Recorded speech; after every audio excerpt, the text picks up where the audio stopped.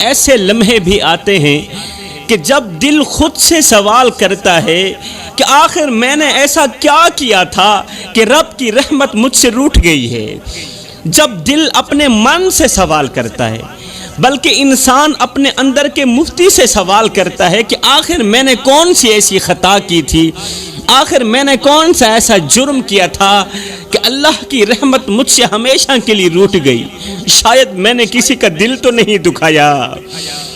شاید میں نے کسی کا دل تو نہیں توڑا۔ پھر انسان ماضی کے ہر قدم پر سوچنے لگتا ہے، سوچنے پر مجبور ہو جاتا ہے ماضی کے ہر قدم پر کہ کہیں میں نے کسی یتیم کے آنسو دیکھ کر نظریں تو نہیں چرا لی تھی، کسی مظلوم کی فریاد سن کر خاموش تو نہیں رہا تھا، چپ تو اختیار نہیں کی تھی کہ مظلوم روتا رہا اور میں خاموش رہا،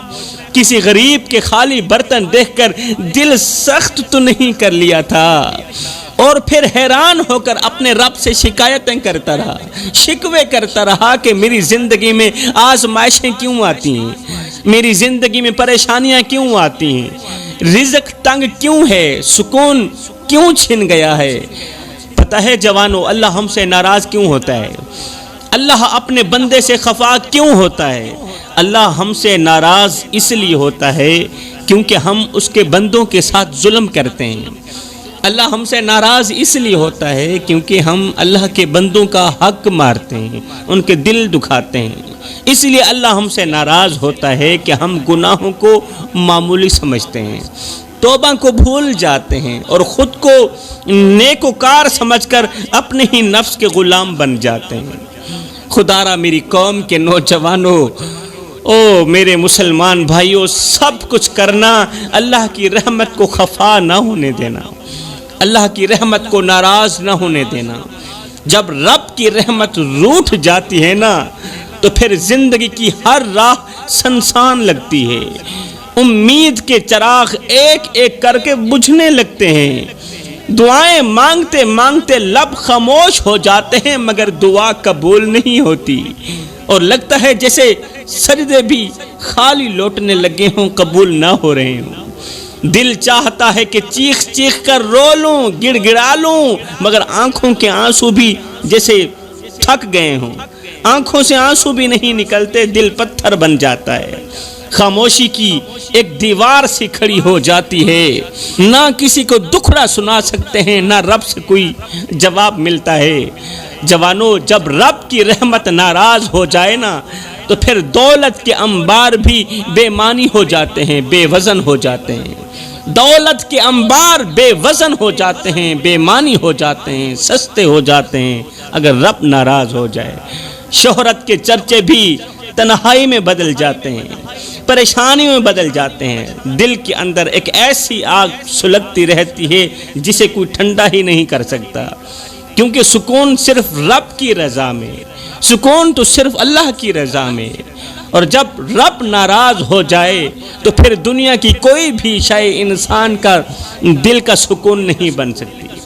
انسان کے دل کا چین نہیں بن سکتی۔ آج گھر گھر میں پریشانیاں ہیں، ہر دروازے کے پیچھے ایک الگ کہانی چھپی ہے، ہر چھت کے نیچے آہیں اور سسکیاں گونج رہی ہیں، گھر میں رہنے والی ہر عورت، ہر مرد کسی نہ کسی درد میں گرفتار ہے، کوئی غربت کی آگ میں جل رہا ہے تو کوئی بے برکتی کی وجہ سے دن رات فکروں میں گرا ہوا ہے۔ کیوں؟ اس لیے کہ ہم اللہ سے دور ہو چکے ہیں، ہم اللہ سے دور ہو گئے، اللہ ہم سے ناراض ہو گیا، اس لیے ہم وہ راستے چھوڑ چکے ہیں جو اللہ کے قریب لے جاتے ہیں، اور انہی راستوں پر چل پڑے جو ہمیں اللہ کی ناراضگی کے قریب لے جاتے ہیں، اللہ کی ناراضگی کی طرف لے جا رہے ہیں۔ اور جب اللہ ناراض ہو جائے تو پھر دنیا کی ہر نعمت بھی بے مزہ ہو جاتی ہے، بے معنی ہو جاتی ہے، دولت کے انبار بھی پھر بوجھ بن جاتے ہیں تب جب اللہ ناراض ہو جاتا ہے۔ پھر مال بھی ہوتا ہے، دولت بھی ہوتی ہے، لیکن دولت کے اندر برکت نہیں ہے، ہر وقت کوئی نہ کوئی گھر کے اندر بیمار ہی پڑا رہتا ہے، آج فلاں کی دوائی آ رہی ہے، آج فلاں کی دوائی آ رہی ہے، مال ہے، دولت ہے، لیکن راتوں کو نیند نہیں آتی، دل بے چین رہتا ہے، دل بے قرار رہتا ہے، بھاگتے ہیں پیروں کے پاس، عاملوں کے پاس، کہیں ہمارے گھر جنات تو نہیں داخل ہو گئی، میرے محترم بھائیوں، 10 گناہ ایسے ہیں جو گھر میں بے بہا غربت، پریشانیاں اور مصیبتیں لاتے ہیں۔ 10 گناہ ایسے ہیں جو گھر میں پریشانیاں، مصیبتیں، غربت لاتے ہیں۔ یہ گناہ گھر میں رہنے والے ہر ایک انسان کو دلی سکون سے محروم کر دیتے ہیں، قلبی سکون سے محروم کر دیتے ہیں۔ محبتیں ختم ہو جاتی ہیں، رزق کم ہو جاتا ہے، اور سب سے خطرناک بات یہ ہے کہ ہم میں سے اکثر لوگ ان گناہوں کو گناہ سمجھتے ہی نہیں، بلکہ ان میں مکمل طور پر ڈوبے ہوئے ہوتے ہیں۔ سب سے بڑا گناہ تو یہ ہے نا کہ ہم ان گناہوں کو گناہ ہی نہیں سمجھتے، اور یہی غفلت ہمیں تباہی کے دہانے تک لے جا رہی ہے۔ اس لیے میرے محترم بھائیوں، ہمیں خود کو ٹٹولنا ہوگا، اپنے اعمال کا حساب لینا ہوگا۔ اب بات کرتے ہیں کہ آخر وہ کون سے 10 گناہ ہیں جو انسان کو سکون سے محروم کر دیتے ہیں، جو گھر میں رہنے والے چھوٹے سے لے کر بڑے، حتیٰ کہ پورے خاندان کو، پورے گھر والوں کو پریشانیوں کی دلدل میں دھکیل دیتے ہیں۔ فرمایا پہلا گناہ، گھر میں اللہ کا نام نہ لینا۔ گھر میں اللہ کا نام نہ لینا یہ بھی بہت بڑا گناہ ہے۔ جس گھر میں اللہ کا ذکر بند ہو جائے، جس گھر میں قرآن کی تلاوت کی آوازیں خاموش ہو جائیں، وہاں شیطان کھل کر ناچتا ہے۔ جس گھر میں اللہ کا نام نہ لیا جائے، جس گھر میں نماز نہ پڑھی جائے، جس گھر میں اللہ کا ذکر بند ہو جائے، وہاں تو شیطان کھل کر ناچتا ہے، وہاں برکت کے دروازے بند ہو جاتے ہیں۔ میرے رسول کریم صلی اللہ علیہ وآلہ وسلم نے فرمایا جس گھر میں قرآن نہ پڑھا جائے وہ گھر قبرستان کی مانند ہے۔ وہ گھر کہاں ہے؟ وہ تو قبرستان ہے۔ سوچئے قبرستان کیسا ہوتا ہے، جس قبرستان کی میرے نبی نے مثال دی ہے،